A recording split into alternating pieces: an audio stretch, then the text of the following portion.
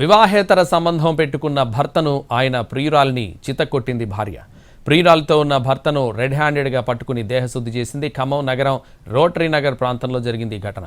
మహిళ కళ్లల్లో కారం చల్లి మరీ కొట్టారు. ఆమెపై ఖమ్మం 2 టౌన్ పోలీస్ స్టేషన్లో ఫిర్యాదు చేశారు. వివాహేతర సంబంధం విషయంలో గతంలోనూ తన భర్తను మందలించారని, అయినా తీరు మార్చుకోలేదని ఆవేదన వ్యక్తం చేసింది భార్య.